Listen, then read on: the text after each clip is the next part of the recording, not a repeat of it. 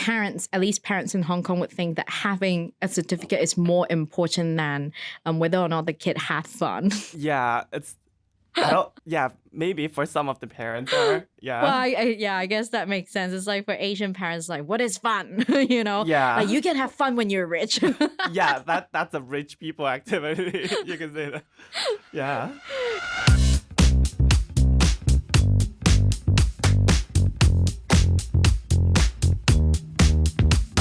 Welcome to Proudly Asian, a podcast series that tells bold and proud stories of Asians by Asians. My name is Isabel, your podcast host, and I'm here to find stories that challenge biases we face every day. There's never just one way to look at Asians. This podcast will take you through a deep dive into the life stories, struggles, and triumphs of young Asians around the world.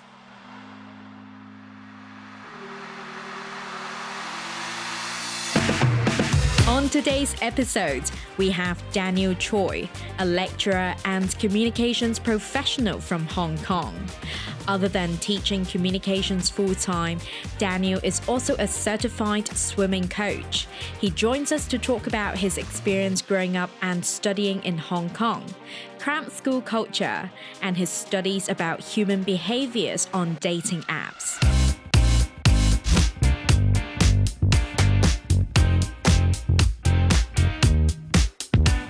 Welcome back to Proudly Asian.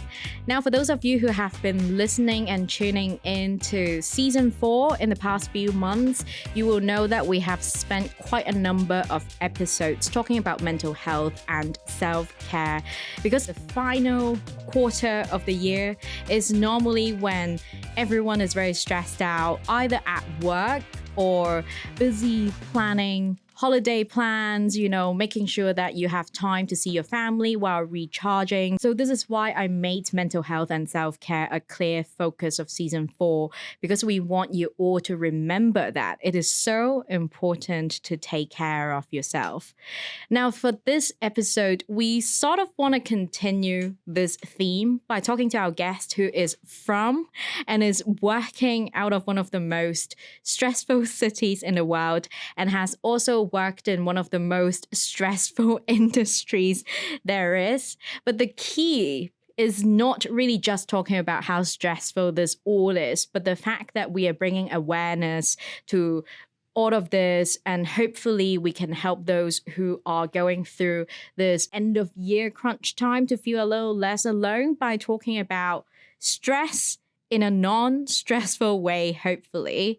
But now, without further ado, let's bring in our guest for this episode, Daniel. Yay! I'm finally on Proudly Asian. I'm so happy about it. Welcome. Yeah. Welcome to Proudly Asian. I know we have me. been talking about having you on Proudly Asian, and I'm also so grateful to count you as one of our listeners, because you would sometimes tell me that, I just listened to one of your episodes. I listen to every single episode, literally. Oh my God. Oh, Daniel. Of course. I'm so happy to finally have you. Yeah. So it's just just like what I said, we're going to talk about, I know that you're from Hong Kong. You also are working in Hong Kong currently. So we're going to talk a little bit about, the experience growing up in Hong Kong, maybe what the school system is like, work culture in the city. But for us to get to know more about you, right? Let's start with a brief background about yourself. Tell us about who are you, what are you, and where did you grow up? So my name is Daniel. I'm a lecturer right now in the communication field. I was a PR professional and also a swimming coach. I was born and raised in Hong Kong, and I've gone through the traditional education system in Hong Kong and also working domestically here. Have been living here for my whole life, so I can definitely share this topic with you. Amazing. Now, before we jump into the topics, for example, we're going to talk a little bit more about the schooling system in Hong Kong, which is kind of, I don't know if it's actually famous, but it's a very interesting schooling system on its own. I mean, I do want to understand a little bit more about your, experience growing up in Hong Kong, what was breakfast like? Yes. What was the day-to-day like for you? Okay, so breakfast to me, it's always instant food. I'm not sure if this is a surprise to any of your listeners, but instant food, it's like my favorite. And Also, I grew up eating instant noodles for breakfast. Wow. Not joking. Every day. Not every single day, but at least twice a week. Yeah. And I think that also ties back to a lot of Hong Kong fast-paced culture. And maybe that's how instant food was invented. I don't know. But yeah, I have no time for breakfast, literally, because schools in Hong Kong usually starts at before 8 o'clock. My school starts at 7:55. It's very specific, 7:55 a.m. So if you are 7:56, you go to school, that's late already. Yeah, so you need to grab a very quick meal. So usually it's like instant noodles or instant like siu mai or instant food from 7-Eleven. That's very common in my school. Wow. Yeah. So you would be having breakfast on the go rather than really like sitting at home and then like have your breakfast. Yeah, of course. It's never freshly made. It's usually just microwave and then you take it and then you rush to the school bus queue and then you just eat it. Wow. Yeah. Oh my God, that sounds That's my so experience. stressful. Yeah. But then I guess for a lot of like people who like aren't in Asia or in Hong Kong, like they might actually be able to relate a little bit because like who has time for breakfast? So I have heard a lot of my friends, they were when they're driving to school, to high school. They would have their breakfast literally right in front of them while driving. Like, they would be like stuffing their breakfast while driving. Wow. That's intense. I know. I think it's. I've never heard of like a relaxing breakfast experience. But I know that you mentioned you went to a pretty traditional school in Hong Kong, right? So what was it like for you? Okay. So I think growing up in Hong Kong, it's tough in my opinion, okay? I'm sure every single Hong Konger has different experience, but for me, I think it's tough, but also fun at the same time. Yeah, so I don't know how to explain it, but I'll just chop it into pieces. So what do I mean tough? It's like parents has expectations on all kids. I'm not sure it's typical Asian parents, but usually parents have very high expectations. And I totally understand where it came from because it's like they're worrying too much sometimes and they want you to feel secure in the society. So they want to prep you when you're very young. So that's how they, give you this kind of, instill this kind of thoughts when you are young. So, and then growing up, usually kids wear multiple hats. That's like a normal, like a norm in Hong Kong. Like kids never just study. They work, they have many extracurricular activities. They're not only students. So after their schedule at school, they will have tutorial classes. They will have extracurricular activities, and then they will study. They will go to tutorial classes, and then they're finally going to rest. Yeah, so it's a very, very packed schedule. Yeah, and I can share a little bit about my grow up. So I played gymnastics and taekwondo when I was in primary school. And then I was also a swimmer for 10 years. Yeah. So everyone, you need to have, besides your study, you need to have an extracurricular activity to make yourself stand out from the crowd. And usually, every single day except school, you have many of these activities and you barely rest because you need to make sure when you're young, you have a lot of certificates. Like parents love certificates. They will only share with among their like moms and saying that, oh, my son attended this class and he's now better. Like he earned more skills. Yeah. I mean, for this obsession of certificates, right? Do you reckon is like Hong Kong a very Asian thing? Because I mean, I think now that you mention it, I do recall maybe whenever there are any like courses or like any activities for people to sign up, like people's first question would be like, do I get a certificate out of this? And I'm like, but in my head, I'm just like, it just sounds like a really interesting activity to participate. Like, why would a certificate matter? But apparently, I think... Yeah, parents want to build up their kids' portfolio starting from a young age. That's why they want all these certificates when they present it to the interviewer. They say, oh, my son attend A, B, C, D, E, F, G activities, so I'm better than others. So my son is better than others. Wow. So actually the fact that parents, at least parents in Hong Kong, would think that having a certificate is more important than whether or not the kid had fun. Yeah, I don't. Yeah, maybe for some of the parents are. Well, Yeah. I guess that makes sense. It's like for Asian parents, like, what is fun? You know, like Yeah. you can have fun when you're rich. Yeah, that's a rich people activity. You can say that. Yeah. I see. Now, I think you mentioned lightly about, one of the very distinct features about Mm. the Hong Kong education system is the culture of cram school or like tutoring Yes. centers, or as some people might know, there's this like culture of like star or celebrity tutors Yes. in In Hong Hong Kong, Kong. where I think a few years back, some of the photos of like maybe like those star tutor posters in Hong Kong Yeah. made it as international meme or something like that. It became famous. And I also know that this whole tutoring center culture is quite common in South Korea and Yeah. in Japan as well, especially like these days when we watch Korean drama. I Yeah. still remember, I forgot which show I was watching, but there was this scene that I Mm. still remember very vividly, Mm. which was a scene of like a bunch of primary school kids still studying or like attending classes at a tutoring center late Mm. at night. And then Yeah. when they got to have a break, they all just rushed to this convenience store that's right Yeah. next to their tutoring center. And then they were all like grabbing like snacks, instant noodles, cup noodles, and all. And those would be their dinner. And then Yeah. after that break time, they would go back to the tutoring center. I'm like, whoa, like these are kids. We were talking about like they're 7 or 8, and then they are still studying until like 10 or 11 p.m. And then they were having this kind of like convenience store dinner, and then it's like, do they even get time to sleep? Because the next day for school, as you mentioned, like school would start at like 7 or 8. Yeah. It's crazy. So I wonder if you went to one of those tutoring centers in Hong Oh. Kong as well. Mine, it's more expensive because I got private tutor. I can't do class tutor because, okay, the only subject that I got tutoring is the mathematics because I'm really bad at math. And my mom knows the fact that if I go to a class tutoring, I will not be participating. I will just be daydreaming. So I need a teacher just next to me and then a very intensive lessons. So he would just hold my hand and do all the questions and explain it to me. So mine is like a very exceptional case, but usually some students in Hong Kong, like secondary school students, they do got private tutors. So if you can find one, like usually they are college students, you can ask if they can do a private tutoring with your kids. And then my mom just asked, and yeah, I received private tutoring for mathematics. And also going back to your Korea like drama point, I watched a documentary before about this like Korean study culture.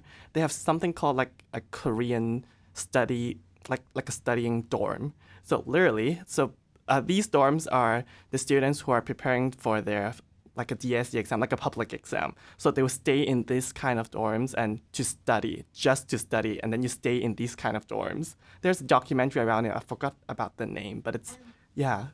And how old are those students?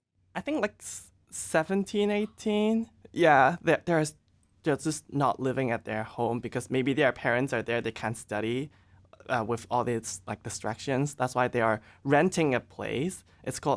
I think it's called like a study dorm. And then you can rent there and then you can have tutorial classes. It's literally next to the tutorial class building. And then it's the study dorm. So you can study right ahead after you finish lesson and then go back. Yeah. It sounds so depressing. Yeah. And I also remember that's another Korean drama as well. Lately, I watched this Korean drama. I think it's Daily Dose of Sunshine. It has this like heavy focus on mental health. And one of the characters that they featured, which is this patient in a psychiatry ward, he got ill from studying too hard. And there were like some scenes highlighting him, like how he was literally going to those tutoring classes day and night, and then he would be like grabbing a quick dinner at one of the food stalls next to the tutoring center before going back for his studies, and it just looks so depressing. Yeah. I think Hong Kong it's slightly better, but not a lot better. Right. So I'm not sure if you've seen a lot of bus like advertisement. It's not celebrity. It's like literally the tutor star. It's called like tutor stars. Yeah, they will they have are their like- arms crossed and then it's on the bus, just selling their courses. And when I was young, like studying in secondary schools, most of my friends goes to all these like big tutorial centers, usually Chinese courses, because fun fact, in Hong Kong, a lot of people failed the DSE Chinese course. Yeah, even it's their mother tongue, but actually the DSE course is not examining their like Chinese language. It's all about exam skills. Yeah, that's why the reason for you guys to go to these like tutorial centers is not only earning the knowledge, but also know how to do exams. So you're actually learning exam skills.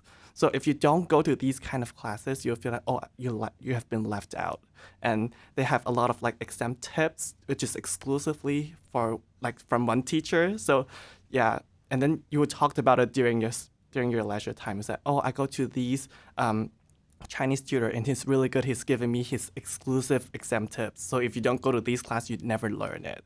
Yeah, but some of like these tips are really, really like, it's very funny though, because right now I'm teaching like college students, and they also tell me like these tips when they look back to like their study right now, and then they feel like, oh, these tips are actually useless. It's actually like nonsense. I can give you an example. So one of the Chinese tutor, I forgot which one, but they told the kids that, oh, when you're doing multiple choice, if the one of the options have wordings like must or like for sure, so these kind of words, which means you can eliminate these kind of options because it's never for sure the answer. So you can eliminate two answers already. And I was like, is this a skill? Yeah. So it's just before you like read the questions and do the paper, you can eliminate answers already. Yeah, and the tutor claimed that, oh, it's already proved this works in many exams. I was gonna ask, right? Yeah. I mean, you kind of answered already. It's just like, in your opinion or in your students' opinions, whether or not like these so-called exam skills Yeah. were ever useful in life, because like what you just mentioned, the example that you just mentioned there, it just sounds like a very specific tactic to deal with a very specific type of question of a very specific exam. And then you can't use this skill anywhere beyond that exam paper. That's how the education system work in here. And also one thing, it's when they set the paper, some questions doesn't make sense. So usually with your papers, there's some kind of called true or false questions, right? But they have one more option. It's called not given. So it's true, false, or not given. But actually the boundary between false and not given, it's very vague. So usually people just like confused about this too. What does it mean by not given? What does it mean by false? You need to like analyze it. Yeah, but it's hard. And then even if you think in real life, it doesn't apply in real life. It doesn't. I wouldn't ask you true or false questions, right? I don't even give you an option called not given, right? Imagine your boss asks you something and then you're like, not given. Yeah. Yeah, that's ridiculous, right? And then, yeah, I mean, the funny thing is like, we mentioned about the advertisement of these star tutors posing, right? But then for some reason, when I was researching for this episode, and then before I came into the recording, I also kind of like realized or at least for myself, I don't see a lot of these like star tutors advertisements at the MTR or like at bus stops anymore. Is it not a thing anymore? Is it not trending? I don't know, but back then when I was still in high school, it's very, very trending. In Mongkok, usually all these centers are in Mongkok because it's next to all these schools. It's posters everywhere. Like even it's literally next to the cinema poster and then the star tutoring. Yeah, it's everywhere. And then it's on MTR, it's on bus. But I think recently, because there's not much students in Hong Kong, the born rate it's not that high already. Wow. So the demand for tutoring maybe not that high anymore. Wow, so the low birth rate is already catching up in Hong Kong now. Yeah. Damn. But I also heard from some of my friends who said like for these star tutors, they used to have, like some of them, they could have a fan base. Like there could be fan clubs. There are Facebook groups to cherish this god, like Chinese god, English god, or math gods. Yeah, they have a fan base. Are they really handsome? No, in my opinion, no.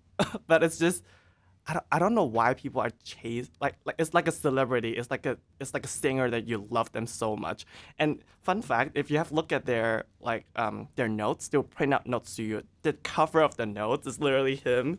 It's like a brochure of him like putting a face very confident. And then at the back of the cover is literally every single student who had like students review like, oh, I attend this class and then I score a 5 double star. Thank you, Mr. Chinese, and then thank you, Mr. English. He give me these 5 double stars. Like it's literally every single like student's review on the back of the page. Would people queue up to get their autograph on? Yeah, exactly. They I'm not sure they have all these like exam tips class, and then they will book the venue and I don't know, exhibition center maybe, and then they will have like maybe 200 students at the same time like giving lectures about exam tips just right before the DSE exam. Yeah. Wow. And I know that these guys could become rich by working as a star tutor, right? Because I've seen some photos of them, like actually just to show how good they are, they would pose next to like a luxury sports car and all that. So I want to know how much in average are students paying for these kind of like tutoring, or even for yourself back in the day, you had a private tutor. So how much were you spending on these? I'm not sure about the tutoring center, but for private tutoring, it's usually charged by hours. It's like 300 or 400 per hour.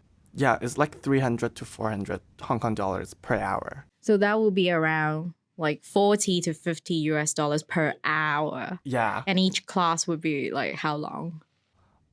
Usually I do 2 hours course because after 2 hours I've already lose concentration. I can't focus anymore. I need.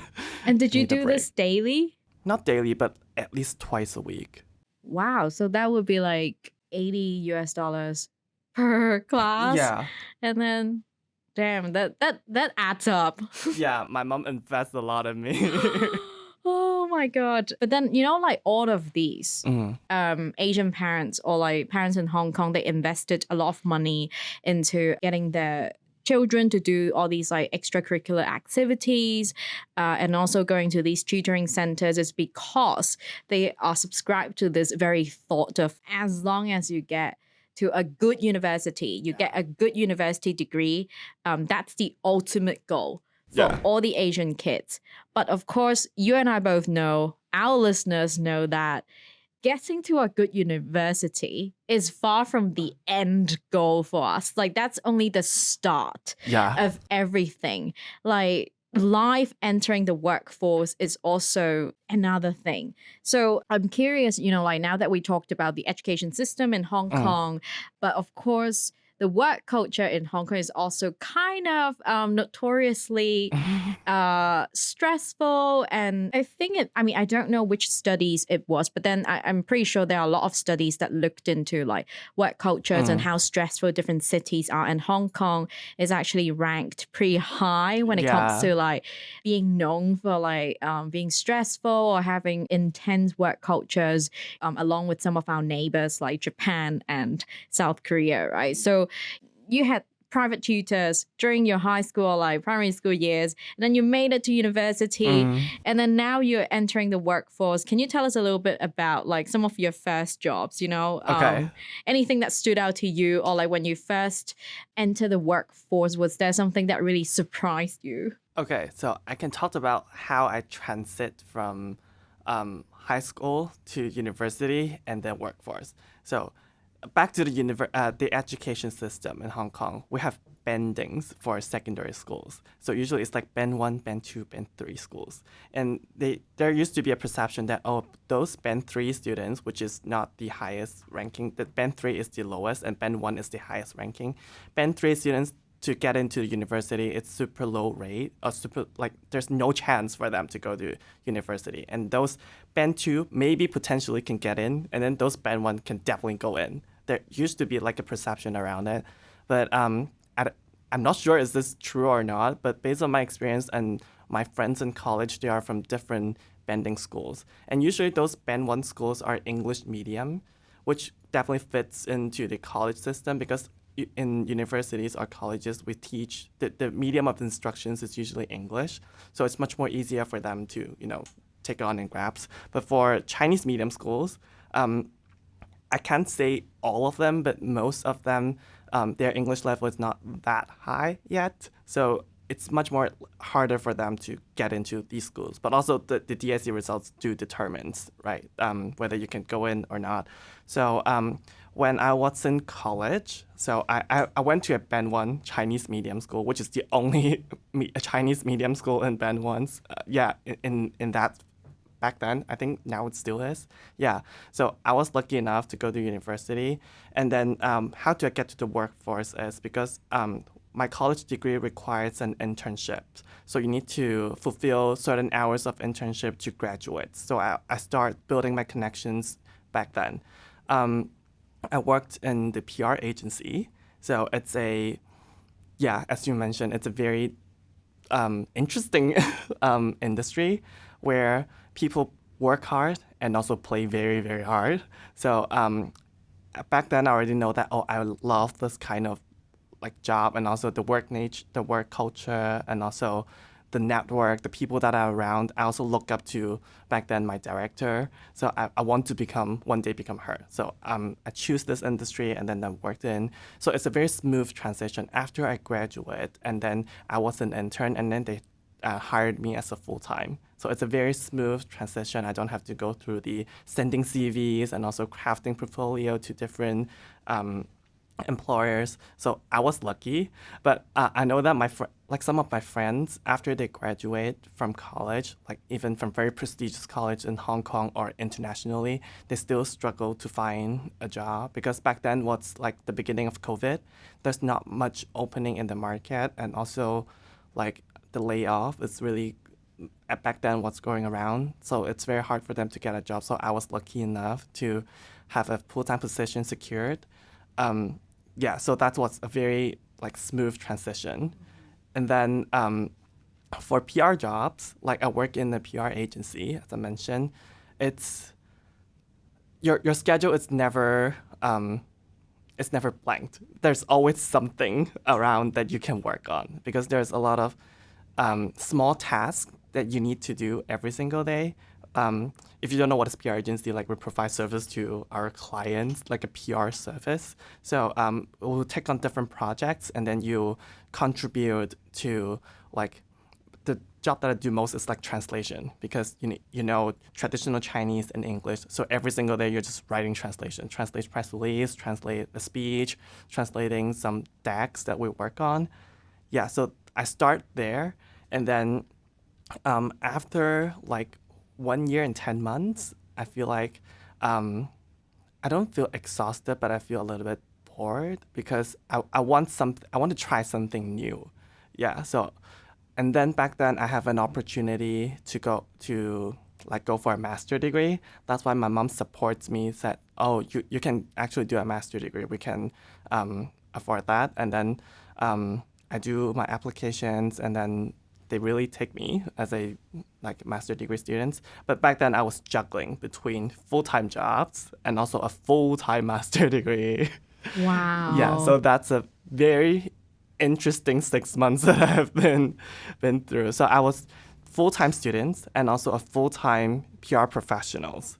But how did you do that? How did you structure your time in your day? Oh, I can give you a brief overview of my day. So I usually get up at 7:45, and then I go to the office at 9, and then work starts at 9 or 9:30, I forgot. Yeah, and then we do have some daily check-in calls with your line manager, and then after that you have your daily tasks that you are following up. Usually it's news monitoring, translations, and also work on some creative strategies for a client, for example. Yeah, and then that fills up your day. And then usually I'll leave the office at around 5:55 or slightly before 6, and then I need to rush to class at 7 p.m. And the school that I attend is in Cyberport, but I was working in Hong Kong Island, so I can travel there within an hour. And then the class is usually 7 to 10, depends. Some is 7 to 9 p.m. and then most of them are 7 p.m. to 10 p.m. So after 10 p.m., usually I'll grab a quick dinner, usually instant food again, or maybe McDonald's, and then I'll go back to work again because I need to if I leave earlier in the office, some people are actually picking up my work. Maybe they're reviewing my job, reviewing the release that I translate, or maybe they're reviewing the decks that I just made, and then they will put in their comments. And then right after class, I'll go back to check on their comments to see what I can amend. Yeah, and what I usually do is I have very high expectations of myself. I want to have a good impression. So I would usually finish a little bit before the deadline to hand it in, so the job won't get stuck on my plate, so it can progress. Yeah, so I do have this expectation. Was juggling so many projects and also juggling a master's, like, is this whole thing like considered normal in Hong Kong? Because I think one of the observations that I've made, obviously I'm working in Hong Kong. One of the biggest difference is that, like, maybe I'm also kind of like integrated into that. Like, maybe some of the things that I feel is normal when I tell my friends in the UK or in Europe, or I don't think the US actually has pretty intense work culture as well. So I don't think the US counts. But especially for my friends like in the UK and Europe, and when I tell them, okay, I'm working on like all of these at the same time, they would be like, at the same time? It's like, there's no way. It's like in Europe or like in the UK, we would be doing one at a time. Like, if you ask them to be doing like 2 to 3 projects or things at the same time, they would think it's like not normal. But, okay. Like Hong Kong has such a fast-paced culture. Is it actually very normal? Like, people wouldn't even like question like when they need to be like working on like, let's say, like 7 projects at the same time. Yeah. I think I'm not sure it's about culture or anything, but we seldom say no. Yeah. If you're saying no to your supervisors or your project manager, it feels like you are incapable of handling multiple jobs. So we don't say no, and then we try to like juggle, just to juggle between projects and different clients, different time zones, and different activities that you already planned and that day. You try to fit that in all in one day. So it's like, I don't know, maybe it's like I'm not sure, it's not culture, but it's like the mentality of saying no just makes you look bad. I think that's why, most of my friends is also like, they don't say no to their boss. But usually if you don't say no to your boss, you are the one who are suffering. Like, you're the one taking on all the projects, and usually they will have expectations on you, and then you will work very hard to meet their expectations, and that just stress you out, and also overstretching your time, your like mentally, physically, and yeah, it's tough. That's why it makes it very tough. Yeah, I know, like on Proudly Asian, we talk a lot about like the art of saying no. Like some of our previous guests would have talked about their experience burning out, and also like how to really define and set some boundaries to like strike a balance for their mental health, right? Because I think everyone should know that being a yes person is not beneficial for anyone's mental health and like long-term development at all, because like maybe people will like you or people will appreciate for saying yes to everything. But then like when you're burnt out, when you're unable to function anymore, I think some of the employers will just quickly move on to the next person who is able to say yes. So I've come across this quote that's pretty powerful to me. And a lot of people like have said they have seen this quote before, which is like the fact that you are saying yes to everything, you are saying no to doing a good job. Yeah, that's a really good quote. Yeah, I can't agree more, actually. I don't think it's just a Hong Kong thing. I think it's just like a workplace thing in general. Like a lot of people will feel the pressure of like having to say yes to everything without pushing back, right? Because for the longest time, like people would always consider like saying no or like pushing back is negative. But then I think what we need to be looking at doing is really like it's not like completely saying no, I'll never do this. But then you could be like say it in a nicer way. Or like you could be like, yes, I can do this, but in a later time because I'm currently doing this and that. And if it's kind of impossible for you to be juggling all of these tasks. And like in a way, if you say yes, it's actually you being quite unreasonable Yeah. or unrealistic with your time. And at the same time, if you're like busy, like juggling all of these, like all of the quality, the work quality for all of these Yeah. tasks will also turn out to be pretty poor as Mhm. well. Yeah, exactly. Yeah, but I'm also curious, since you mentioned you worked in this company where like there could be some colleagues who are from different places, right? Yeah. When we were chatting, and so I'm wondering if there are any like expat colleagues or like international colleagues that you came across at work. Have they ever like pointed out anything that's interesting about Hong Kong work culture? And then you would kind of be like, you know, because you're from Hong Kong, and then you're Yeah. like, oh, I didn't know that was weird to other people. Yeah. So, as I mentioned, I worked in an international company. So, which means not half of them, but there are some expats in the office. So we work together on some accounts. But I think one of the observations that I have in here is like, because most of the content that we work on is English, so we always need someone else. So locals usually they have a mindset that, oh, my English is not good enough. I need some expats or like whose mother tongue is English to proofread my work. So no matter you are an English major or whatever major are you, if you are white, you can read English and you are good at English writing. So we always have this perception, and I don't know why. And then yeah, I remember when if I talked to you or talked to I forgot who, but we talked about if you are like just like when you don't know something about like Chinese writing, it's not every single Hong Kongers are good Chinese writer. You cannot like give them the expectations on because it's your mother tongue, so you must be an expert in that like language. Yeah. I feel like Yeah, that's so true. And what you just mentioned about like having native English speakers Yeah. to be like reviewing like English materials, like I can totally relate, because like, and I must confirm, I have to confirm Mhm. that it's definitely a misconception, because back in the day when I was in school, you know, like I did English literature as one of my high school majors, right? Okay. And then, you know, like in Asia, there's this like perception that like white people or like, or I don't know, it's like all foreigners or all white people are English language experts, right? Yeah. This is completely not true, because back in the day when I was in high school, there were a lot of my white classmates who absolutely sucked at English literature and also English language, because like sometimes we would like go around the class and then it's like, oh, you read this paragraph, like you read the other paragraph, and then sometimes I would kind of get impatient when one of the classmates kept on like messing up Yeah. the pronunciation. I'm like, seriously, like you can't even pronounce that? Like, are you for real?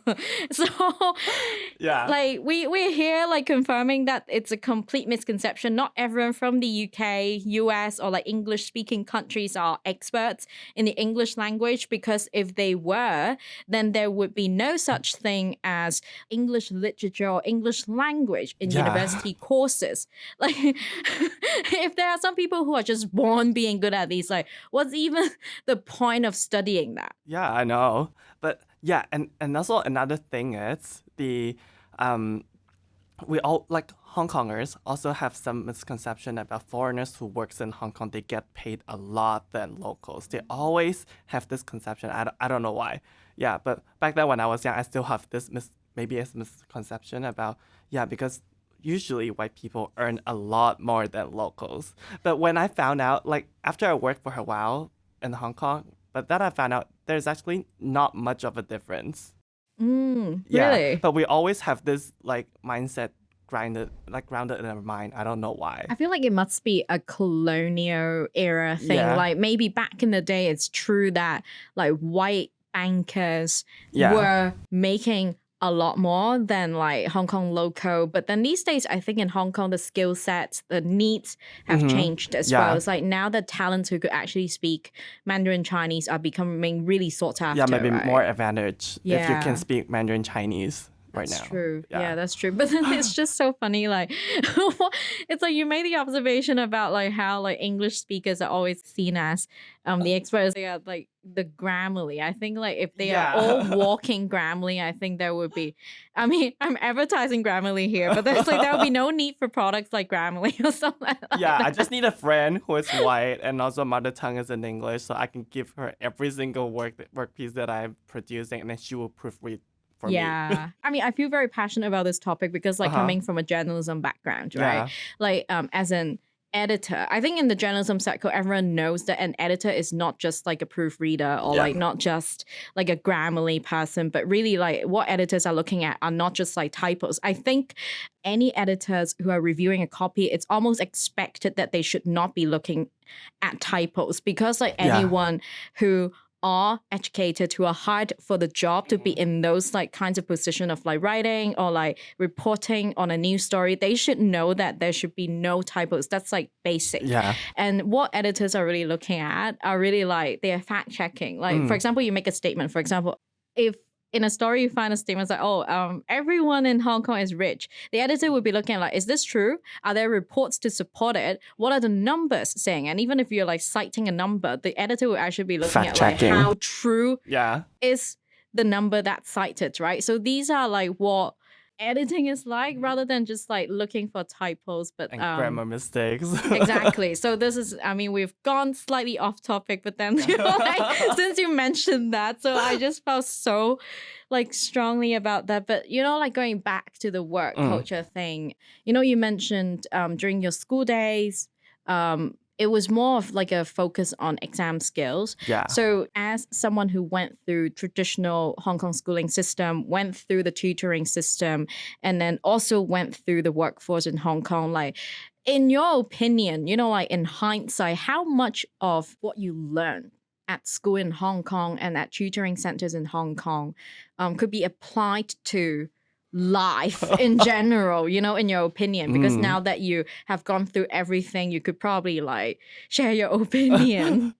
Well, I don't think writing essay and calculating sine, cosine, tangent helps me with my life. That's really true, right?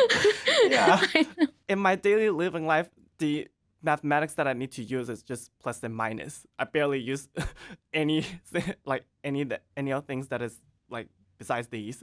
And then for writing essays, we send messages, which is very, very short and bite-sized. Usually we do emojis message. Do you know what it means? Like, it's only 3 emojis and then there's a meaning in it. So we don't literally write messages right now. I feel like reading emoji messages should be a university elective course on its own because it's really not obvious. For example, like there's this emoji. I'm going to put it on the screen somewhere here for our listeners or viewers on YouTube. But there's this emoji that's like salute. For the longest time, you know, like whenever you see emojis, it's never going to be like a huge graphic in your face type, right? It's normally emojis are pretty like small, tiny, you know, in the chat box, and then sometimes even people nowadays can react to your messages with emojis, so it's even tinier. So for this like salute emoji, I did not realize it was like a salute emoji for the longest time. Or even like I think in Hong Kong and Asia, people use that as like an apologies, right? Oh, okay. Like something like this. Sometimes I use this as thank you so much. Or use this like this. I had no idea. That was it. But and then you know, like for the longest time, I was just wondering, what is this? Like it looks like a really long nose sticking out from someone's side profile, you know? Like because it's like it's like this. But then to me, it looked like someone's side profile, and then the hand was just like this elephant poking his eyes nose that's poking out. So I don't know. And also, like, message is very fun. There's something called TLDR. Do you know what it means? Too long didn't read. Yeah, too long didn't read. And then there was once that I watching a like stand-up comedy because that comedian can't keep up with all these acronyms, and then she came up with this TLDR, and then she responds, too short, didn't understand. Too long, didn't read, and too short, didn't understand. I know. So now it's just like, I mean, sometimes I also feel bad for asking, oh, what was that again? And then sometimes people might look at you like, oh, are you for real? But then just like, come on, there's just too many for us to be like keeping up. Yeah.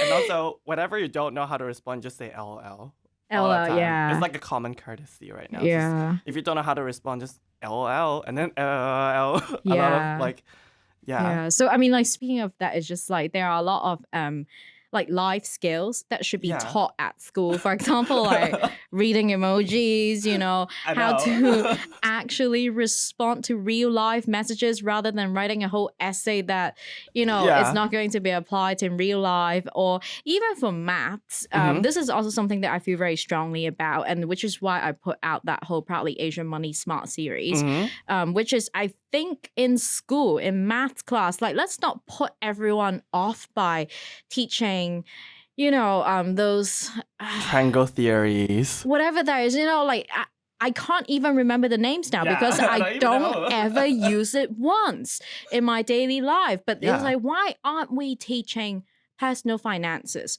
Why aren't we teaching how to do taxes? Why aren't we teaching about like compound interest, you know, high yield savings and all that? How to invest in the stock market without speculating or without listening to what social media KOLs have to say. Like those are actual real life skills that will prepare students for life, and it will go a long way. Yeah, but I think one of the skill set that I have like definitely learned is interpersonal communications. Yeah, because I was a communications major student. There's a lot of group projects and a lot of like coordinations with external parties, because when you study that program, they try to like help you to build network. But they're just passing you this contact number or this contact person, and you have to take up the initiative to initiate a conversation with them. So that's really trained me as a person that I need to know how to talk to someone else, how to break the ice, or how to initiate a conversation in a less awkward way. Yeah, so I think, that's the skill that I learned from university, because back to my high school or primary school's education system, there's no group projects. There's mainly exams. Many exams, many small tests, like midterms. There's no like a collaboration work.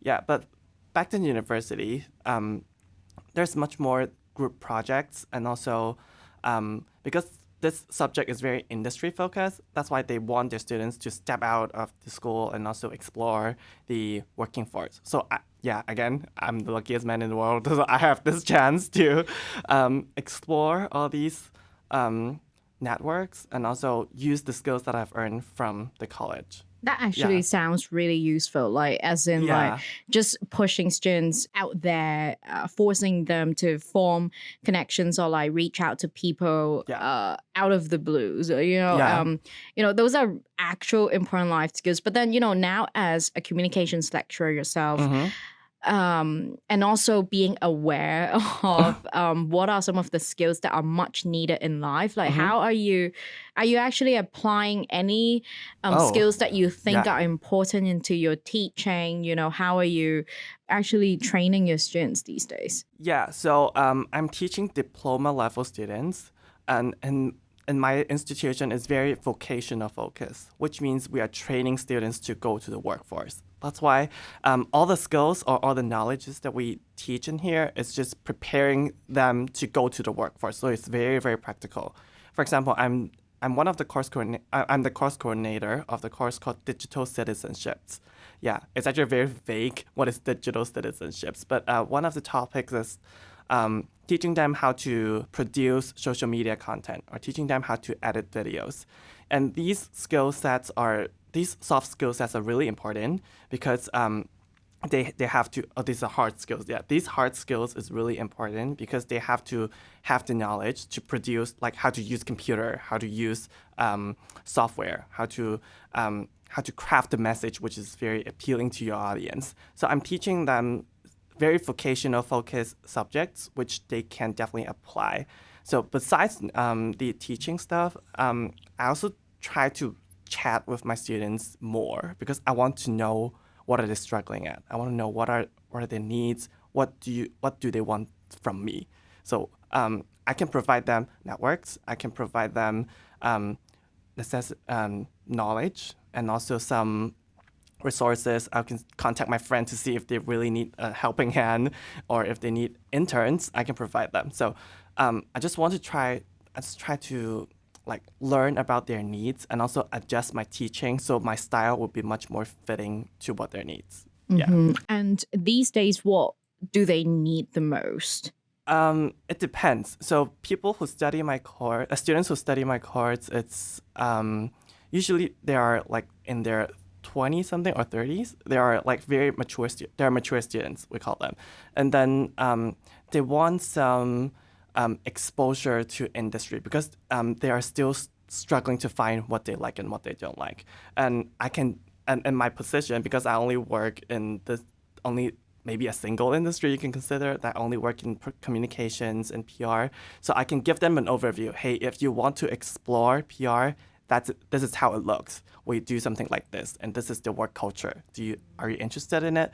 Or if they're interested in something else, I can try to contact a friend to see, if you are hiring, let's say, business analysts. So because one of my students are into these like business analytics courses, and then they're really scoring high at that course. I want them to work in the workforce, but do you have any like internships or like job shadowing that you can offer to me? Like I can send students to you. Yeah. And has there been kind of like a greater focus on maybe even like mental health support as well? Because like I remember talking to some of my connections and friends who work in teaching or like even universities like these days. And also when you read the news headlines, there have been a lot of like tragedies happening, like with students, unfortunately, I know. Committing suicide because of stress. Yeah. This is very sad to be even talking about, but like, have there been a focus on mental health support for your students also? I think my students, they are not, I don't say they're not stressed. They're probably they have their own stress. Yeah. But if they really need emotional support or like a mental support, I think the school definitely have some ways to provide students consultations or students. They have different activities to make sure they're not only studying. They have exposure to other activities. So to enrich their learning experience, to make it more fun, so it's not just study. And also, I think by nature, our school is vocational focused, which means we're training students to go to the workforce. And probably all these like mature students, they already have a direction, but they're just confused sometimes. That's true. Yeah, that's so true. They do not have that like high school struggles. You know what I mean? Yeah, because as you're just talking about that, I was just, right, like they are mature students, so they have a very clear focus about what they're doing with their coursework. And most of the time, I would not like to generalize, but then most of the time when people like struggle the most mentally is when they don't have a clear focus. They don't know why they are doing a certain thing, right? But then before we move on to the next segment, I also know that there's a very fun fact about you, except for the fact that you are also a certified swimming coach, is that you did a research about people's behaviors on dating apps. Yeah. So can you tell us a little bit more about that? Did you do the studies in the Hong Kong context or right? So it's a Hong Kong context study. So this research is actually my final year project the title is called Dating During the Times of COVID. So we want to study people's behavior on dating apps during the COVID time. I'm not sure if you know that in Hong Kong back in 2021, the social distancing measures are very strict, which means people can't go out for cinema. They can't go out for dinner. You can basically just stay home. And we found out that college students actually struggled and also suffering from loneliness because they don't have this like normal lifestyle anymore. All classes are conducted online and all the physical activities was canceled. So they can only rely on themselves most of the time. So when they need to find someone else to talk to, it's usually there's only one way. It's just go to online space to find meet new friends or meet new partners, like no matter what kind of relationships. So we want to study people's behavior on how they're gonna present themselves on dating apps in relation to the successful of building relationships. Yeah, so it's like a self-presentation and also finally, what is the output?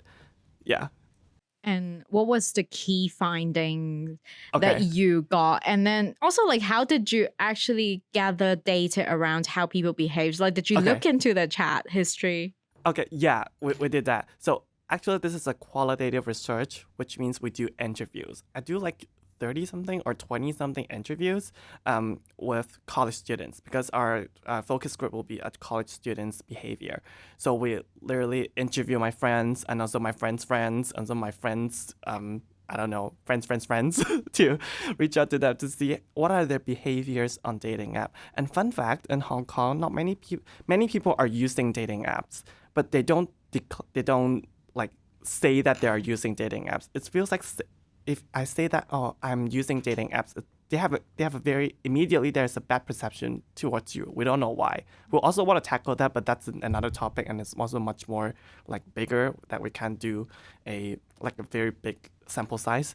So yeah, the first fun fact is people tend not to say that, oh, we are a dating app user, but actually they are using dating apps. Yeah.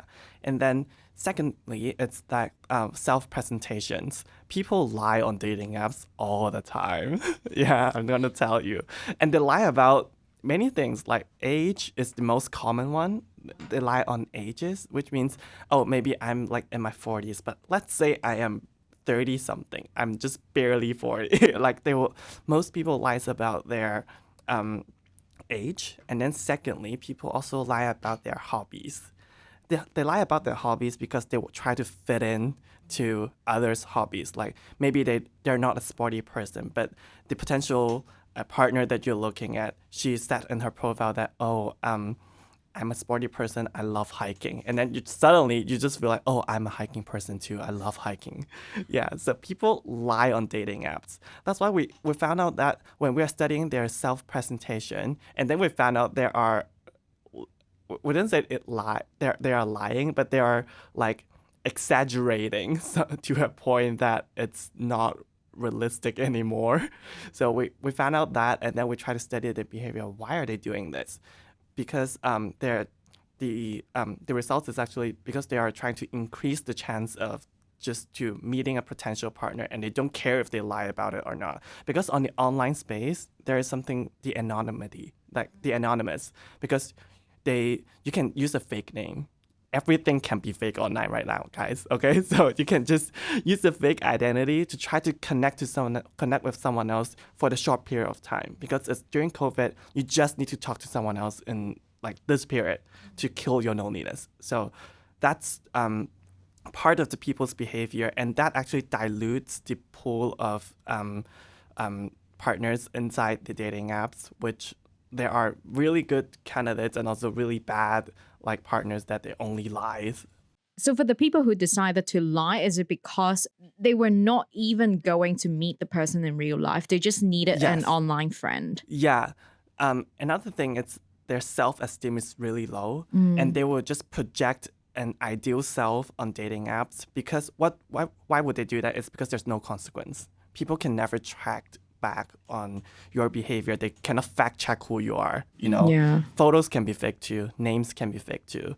That's why in real life they can't do it. Then they would do it online to try to find this satisfaction.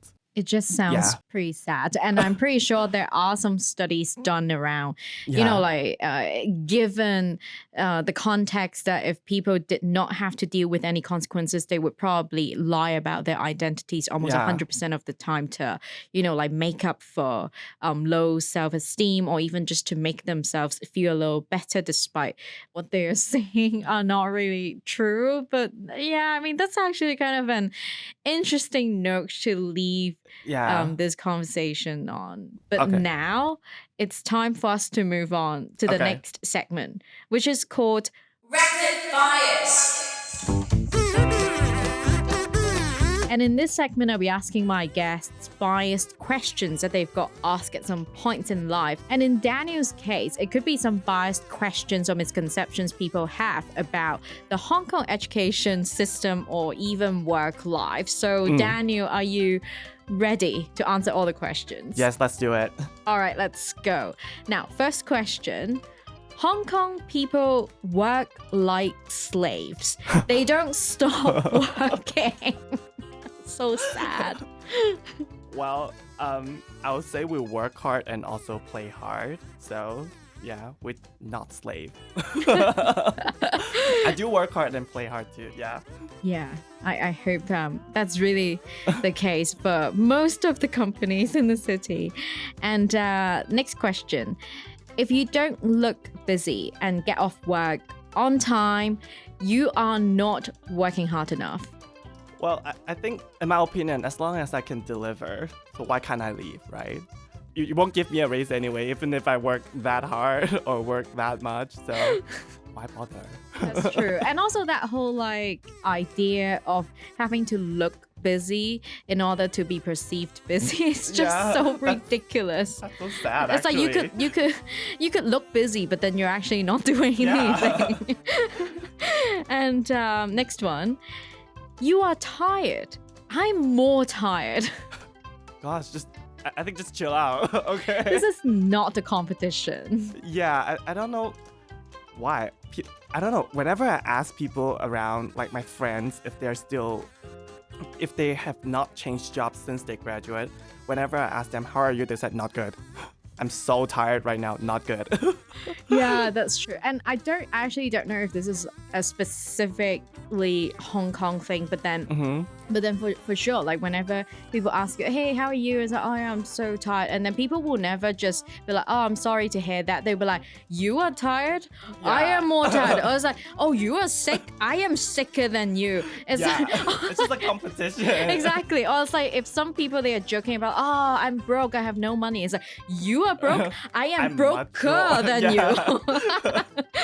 That's always the case. Yeah, and then everyone seems to be competing for their sufferings in Hong Kong. I don't understand this, but yeah, it's so interesting. And next question. Okay. If you don't go to a good school, it's over.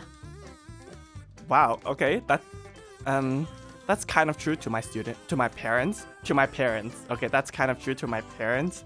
But I would say even if you don't go to the best school, you can still live. You can still live a life. You can still study. You can still you eventually have to step up to the workforce anyways. So it doesn't matter. Yeah. Exactly, because your employers are not going to be like, oh, because you got A star, so we're going to give you a promotion. Like, it's not gonna matter your grades. And I'm telling you, every single 5 double star on your DSC result means nothing when you go out to work.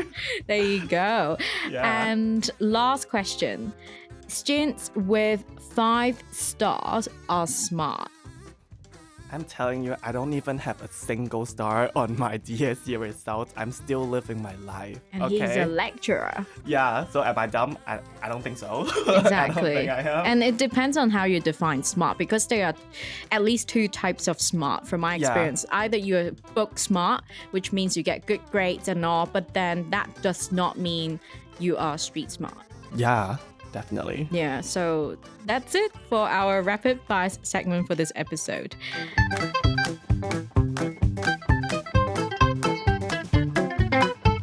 And now for us to close out the episode, Daniel, I mean, we talked a little bit about this. You are now a lecturer who teaches communications and public relations. So you did mention a little bit about that earlier in the episode, but what are some of the most important knowledge that you hope to share with your students? Okay, I think on the first lesson, I always told my students, it's okay to make mistakes, and please don't be afraid when you make some mistakes. It means nothing when you go out to work.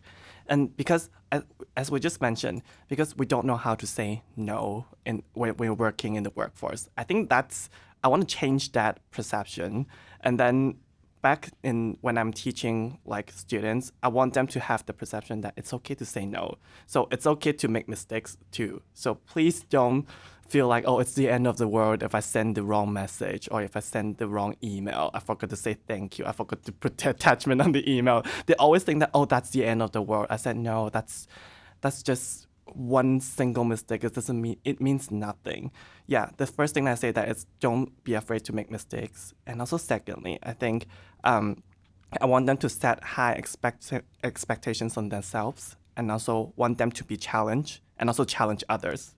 Because I think that's how you survived in this very intense and very high competition society. So that's why I train them as a communicator, and also like whatever professionals they are. I want to train them not only on the knowledge wise, but also interpersonal wise. So how can they like get along with people, and also, yeah, just anything that other than study. I want to train them as a normal person that they can survive in this intense society.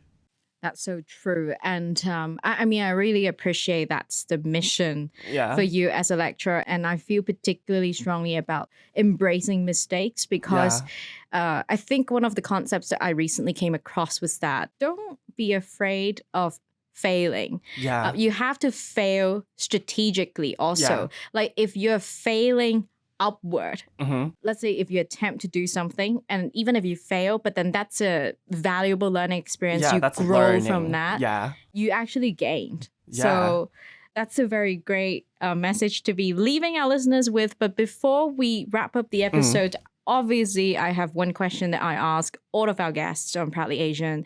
So, Daniel, to you, what does it mean to be a proud Hong Konger? I think for me, it's like I will be able to speak up and also not afraid of the consequences about trying something. That's what makes me proud. And also, I want to live a life like this. And that's what I'm living, like my life right now. So not afraid to make mistakes and also speak up freely. Amazing. Thank you so much for joining us on Proudly Asian, Daniel. Thank you for having me. That's it for this episode of Proudly Asian. Don't forget to follow us on Instagram at proudly.asian for more content. We are on Spotify, Apple Podcasts, and YouTube. Leave us a 5-star review on wherever you get your podcasts. Thanks for tuning in and signing off for now. I'm Isabel Wong.